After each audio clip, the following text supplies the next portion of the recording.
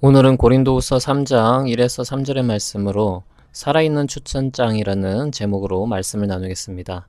먼저 말씀을 봉독하겠습니다. 우리가 이렇게 말하는 것이 우리 자신을 치켜 올리는 말을 늘어놓는 것입니까?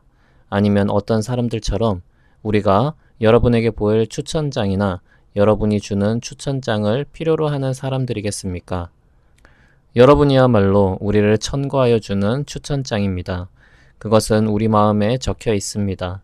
모든 사람이 그것을 알고 읽습니다.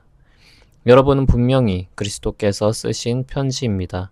우리는 그것을 작성하는 데에 봉사하였습니다. 그것은 먹물로 쓴 것이 아니라 살아계신 하나님의 영으로 쓴 것이요 돌판에 쓴 것이 아니라 가슴판에 쓴 것입니다. 아멘. 요즘 시대를 살아가는 우리에게 증명이라는 단어는 참 익숙합니다. 취업할 때 이력서와 경력 증명서로 나를 증명해야 하고 SNS에서는 좋아요 수로 나의 일상을 증명받고 싶어 합니다. 더 나은 스펙, 더 나은 평판을 얻기 위해 우리는 끊임없이 무언가를 내보여야 하는 시대를 살고 있습니다. 내가 얼마나 괜찮은 사람인지, 얼마나 가치 있는 사람인지를 증명해야 한다는 압박감 속에 살아갑니다. 그런데 이런 증명의 압박이 비단 오늘날의 문제만은 아니었습니다. 지금으로부터 약 2000년 전 고린도라는 도시에 있는 교회에서도 똑같은 문제가 생겼습니다. 오늘 우리가 함께 읽은 고린도후서 3장은 바로 이 증명과 추천서에 대한 이야기로 시작됩니다. 오늘 본문의 배경을 잠시 설명하겠습니다. 당시 고린도 교회에는 큰 갈등이 있었습니다.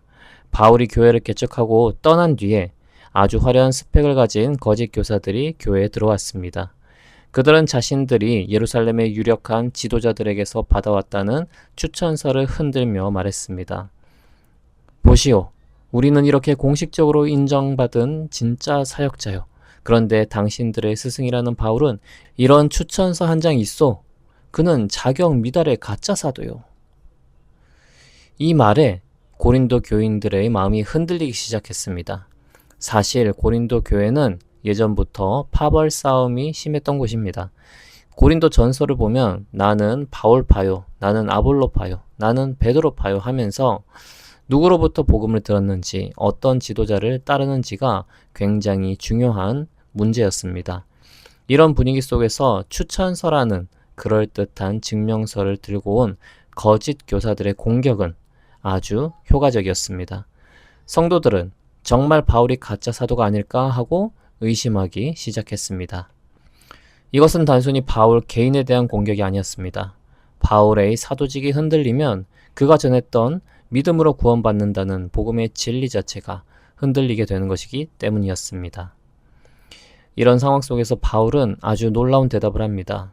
1절과 2절을 다시 보겠습니다. 우리가 이렇게 말하는 것이 우리 자신을 치켜 올리는 말을 늘어놓는 것입니까?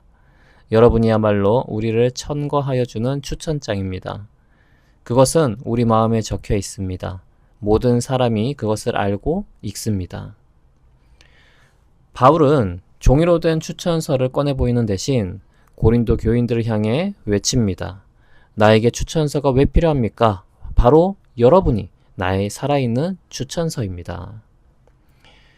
이것은 정말 엄청난 선언입니다.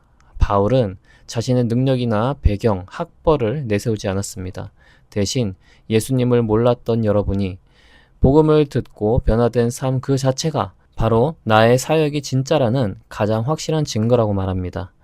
여러분의 삶이 모든 사람이 읽을 수 있는 한 통의 추천장이라는 것입니다. 우리도 마찬가지입니다. 우리가 얼마나 신앙생활을 오래 했는지, 어떤 유명한 목사님의 설교를 듣는지, 얼마나 큰 교회를 다니는지가 우리의 신앙을 증명해 주지 않습니다.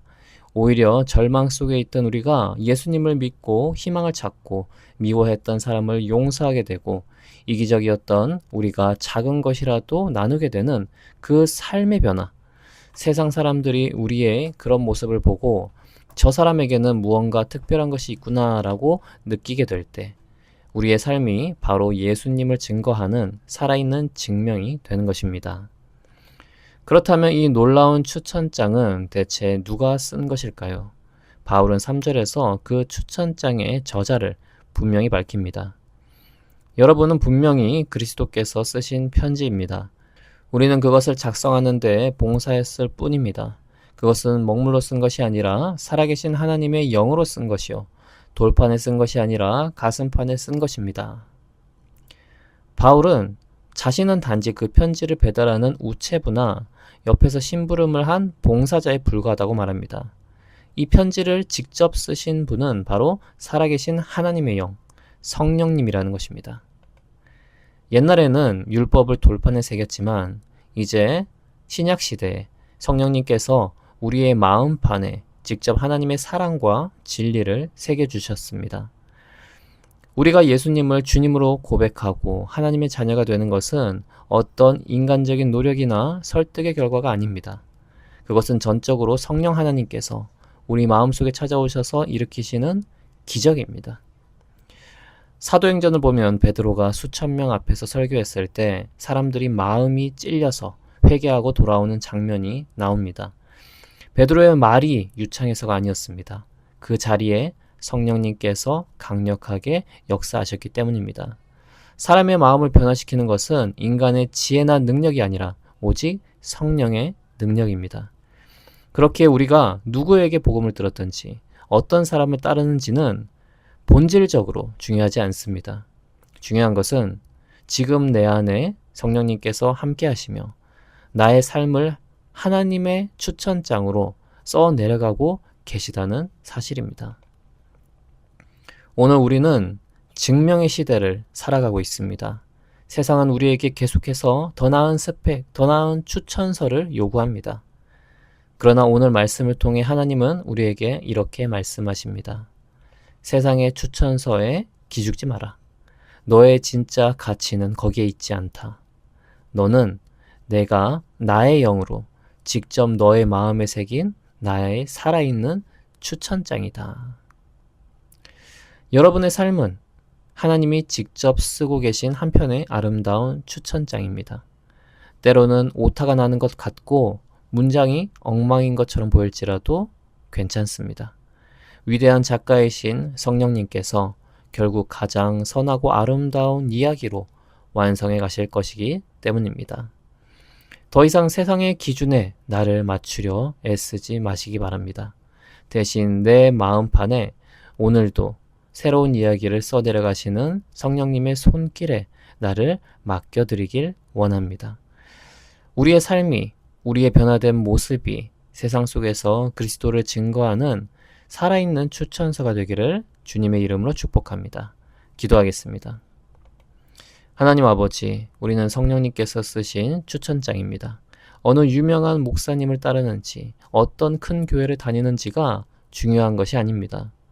거듭난 그리스도인에게 중요한 것은 살아서 역사하시는 성령님의 인도를 받는 것입니다. 우리가 세상적인 조건으로 나 자신을 증명하려고 하지 말고 오직 성령님을 의지함으로 성령으로 증명되는 자가 되게 하여 주시옵소서. 예수님의 이름으로 기도합니다. 아멘.